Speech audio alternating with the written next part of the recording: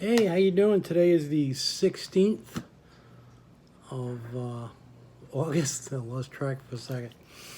Hope everyone is doing okay. Hope you're staying healthy, doing what you have to do. Hold on. Smoke out here is really getting to me. I have to keep the windows closed a lot. And so it's overcast and smoky, and cars are all getting covered with crap every day. I hope wherever you are, you're doing okay, whether you're affected by the fires, the storm Sally, or anything else that other than the pandemic. And anyway, now that that jolliness is taken care of, we're going to go through what I picked up.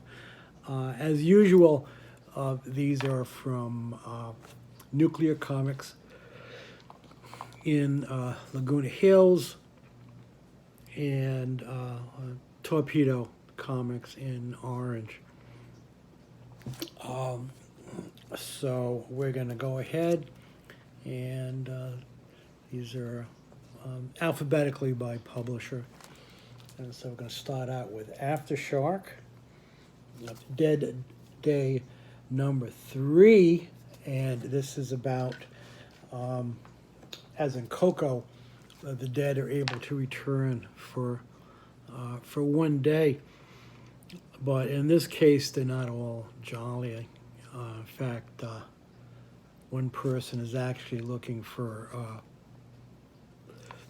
revenge. So it's pretty cool.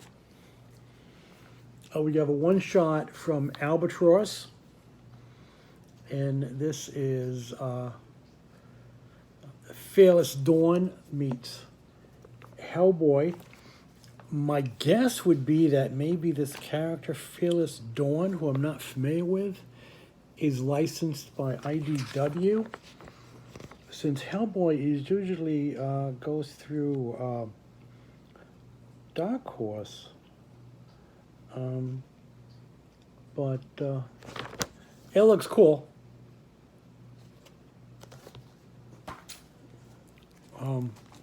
We got the first issue of Possessed.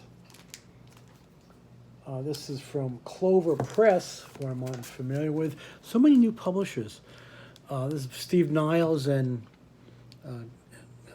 Gila Nemeth. I'm really sorry, or ma'am, that I blew. I really screwed up your name. That is a cool cover.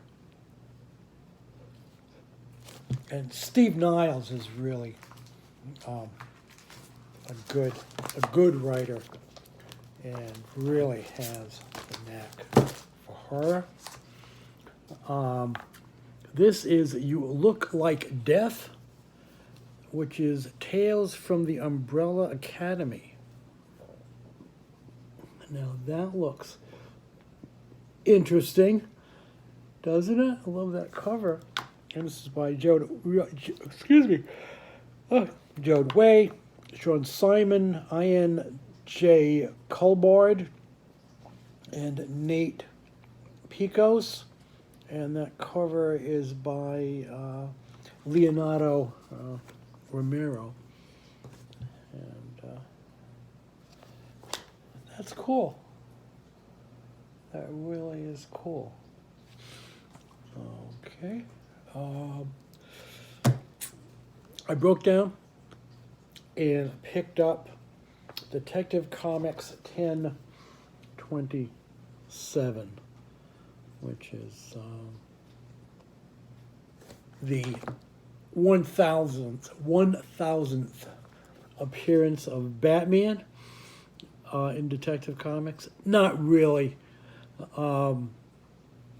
since there were various weirdly numbered issues.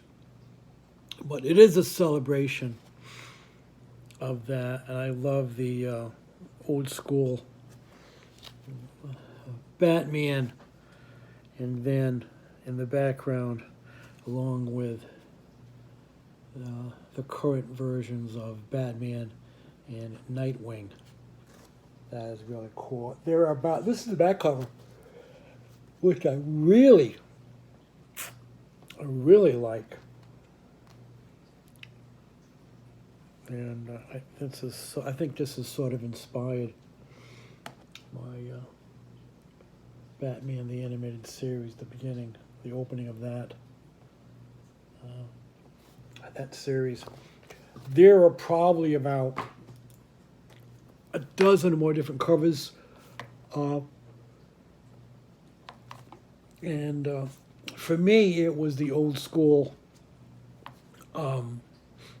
Batman and Robin on there that appealed to me. We got issue number 5 of 12 of Strange Adventures.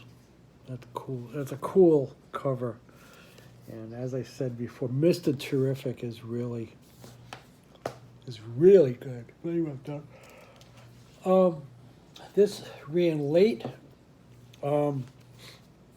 Apparently, Nuclear got kind of shorted on this, and this had 2 different covers, at least 2 different covers. And this is by Tom Taylor, Derek Robinson with Diego Rodriguez, and I don't know how many issues this is. This is Black Label, book 1. My guess there'll probably be at least, 3 or 4 issues of that. And we'll see. We got Big Girls number 2. As I said, this is the first issue was really good, introducing this alternate world where male babies are affected by this virus that can turn them into monsters. Women generally aren't affected, but those who are turn into giants. We got Andrew MacLean's quarterly, The Headlopper. This is volume 4, one of 4. And this is Quest for the Island. I'll get this straight. The Quest for Mulgred's Stair. If you're not reading this series, you're really missing out, where you have the Viking known as Headlopper and his traveling companion, the talking head of the Blue Wedge. Okay, we got a couple of things from Immortal Hulk. We have Immortal Hulk 0, which sort of shows the birth of Bruce Banner and his rather sadistic father. We have the regular issue of Immortal Hulk number 37, and I just loved that cover.